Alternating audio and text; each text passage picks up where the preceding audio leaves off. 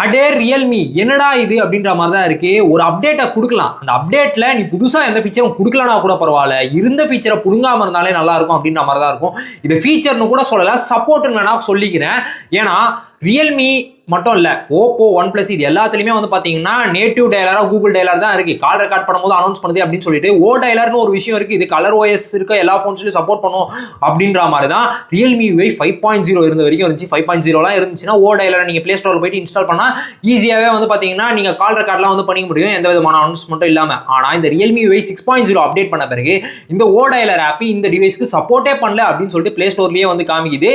நான் வந்து ஓ dialler use பண்ணல, அதனால எனக்கு வந்து தெரியல. சீனு அப்படின்ற நண்பர் தான் வந்து பாத்தீங்கன்னா ஆஃப்டர் ரியல்மி யூஐ 6.0 அப்புறமா வந்து ஓ டயலர் ஒர்க் ஆகல அப்படின்ற மாதிரி சொன்னாரு. இது வெறும் ரியல்மி போன்ஸ்ல தானா அப்படின்றது தெரியல. நீங்க ஒரு வேளை ஒன் பிளஸோ இல்ல ஓப்போ போன்ஸ்லாம் யூஸ் பண்ணிட்டீங்கன்னா colour OS 15, oxygen OS 15 update பண்ணிட்டீங்கன்னா உங்களுக்கு இந்த ஓ டயலர் சப்போர்ட் பண்ணுதா இல்லையா அப்படின்றத கீழே கமெண்ட்ஸ்ல சொல்லுங்க.